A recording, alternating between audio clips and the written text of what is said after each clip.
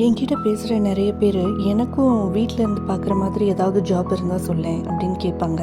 Mrs Kavitha Balaraman அவங்கள பற்றி சொல்கிறதுக்கு முன்னாடி என்னோட அனுபவத்தை முதல்ல சொல்லிடுறேன். என்னோட ஹெர்பல் ஷாம்பு பிஸ்னஸ் ரொம்ப சூப்பராக நல்லாவே தான் போயிட்டு இருந்தது. நடுவில் எல்லாருக்கும் ஒரு கிறுக்கு பிடிக்கும்ல, அந்த மாதிரி எனக்கு பேக்கிங் பண்ணணும்னு ரொம்ப ஆசை. உண்மையிலேயே பேக்கிங் நல்ல பிஸ்னஸ் தான். நீங்கள் அது பல்காக பண்ணும்போது நல்ல லாபம் வரும். அதில் என்ன பிரச்சனைனா, திடீர்னு வந்து ப்ரௌனிஸ் வச்சுருக்கீங்களா, முட்டை மிட்டாய் வச்சுருக்கீங்களான்னு கேட்பாங்க. நாளைக்கு வேணும்னா இன்றைக்கி நைட்டு தான் ஆர்டர் கொடுப்பாங்க. அதுவும் இந்த கேக்குக்கு ஃபாண்டன்ட் ஒர்க்கெல்லாம் ரொம்ப டைம் ஆகும். நம்ம தான் ரொம்ப திருத்தமாக எது பண்ணாலும் பண்ணணும்னு நினைப்போமே. ஸோ என்னாச்சுன்னா, என் குழந்தைக்கு என்னால் டைம் ஸ்பெண்ட் பண்ண முடியாமல் போயிடுச்சு. என்னை சுற்றி இருக்கிறவங்கள கவனிக்க முடியாமல் போயிடுச்சு. ஸோ அதுக்கப்புறம் தான் எனக்கு புரிஞ்சது, சரி இது நமக்கான தொழில் இல்லைன்னு. மேம் சொல்லுவாங்க, எல்லாருமே சோப் பிஸ்னஸோ இல்லை ஜூட் பேக்ஸோ டெய்லரிங் இந்த மாதிரி தான் போகணும்னு அவசியம் இல்லை.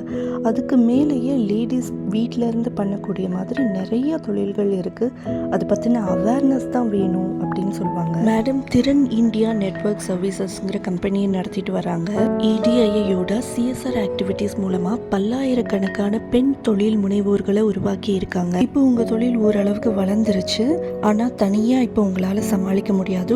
வேலைக்கு ஒரு ஆள் போடணும். பட் உங்ககிட்ட மிஷினரி வாங்கவும் பணம் இல்லை. அடுத்து ஒரு ஸ்டெப் எடுத்து வச்சு இதை விரிவாக்கவும் ஒரு தயக்கம். ஃபண்டிங் பிரச்சனையாக இருக்குது. வீட்டில் ஆள் சப்போர்ட்டு கிடைப்பாங்களான்னு இருக்குது.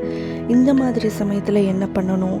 ஸோ இந்த மாதிரி தொழிலில் ஒவ்வொரு கட்டத்துலேயும் நமக்கு வந்து நிறைய குழப்பங்கள், சந்தேகங்கள், கேள்விகள் வரும். இது புதுசாக தொழில் தொடங்குறவங்களுக்கு மட்டும்தான் இல்லை, பெரிய பெரிய கார்ப்பரேட்ஸே அவங்களோட பிரச்சனையை வெளியிலேருந்து பார்க்குற ஒரு ஆள் வேணும் அப்படின்னு ஒரு கன்சல்டன்ஸ் வச்சுக்குவாங்க. மேமோட ஸ்பெஷாலிட்டி ஒரு பிஸ்னஸை சொல்லித்தரது மட்டும் இல்லை, உங்களுக்கு ஒவ்வொரு நிலையிலையும் ஏற்படுற என்னென்ன பிரச்சனை வரும், எப்படி வராமல் தடுக்கிறது, வந்துட்டு அதை எப்படி சரி செய்கிறதுன்னு ஒவ்வொரு ஸ்டேஜ்லேயும் நம்மளை கையை பிடிச்சி கூட்டிகிட்டு போவாங்க. இதனால் என்ன லாபம் அப்படின்னு கேட்டிங்கன்னா, நமக்கு நேரம் கம்மியாகும். எங்கே செலவு பண்ணணுமோ அங்கே மட்டும் நம்ம செலவு பண்ணுவோம். செலவை குறைக்க முடியும். நான் மோஸ்ட்லி அவங்கள பிஸ்னஸில் ஏற்படுற சைக்கலாஜிக்கல் ப்ராப்ளம்ஸ்க்காக தான் அவங்கள இப்போ அப்ரோச் பண்ணுவேன். நம்மளை மாதிரி சின்ன லெவலில் பிஸ்னஸ் பண்ணுறவங்க அஃபோர்ட் பண்ணுற மாதிரி தான் அவங்களோட ஃபீஸஸும் இருக்கும். இல்லைங்க, நான் இப்போ தான் பிஸ்னஸ் ஆரம்பிச்சிருக்கேன், என்னால் செலவெல்லாம் பண்ண முடியாதுன்னு நினச்சிங்கன்னா, அவங்களோட business and life with Kavitha Balaraman அப்படிங்கிற யூடியூப் சேனல் இருக்குது. அதில் அவங்களோட இத்தனை வருஷ எக்ஸ்பீரியன்ஸையும் சொல்லியிருக்காங்க. நம்ம ஒரு ரெப்யூட்டட் ஸ்கூல் போய் ஒரு MBA கற்றுக்கிறப்ப என்ன நமக்கு கிடைக்குமோ அதை விட ஒரு நல்ல ஒரு ப்ராக்டிக்கல் எக்ஸ்பீரியன்ஸ் இவங்க கூட நீங்கள் ட்ராவல் பண்ணும்போது கண்டிப்பாக உங்களுக்கு கிடைக்கும்.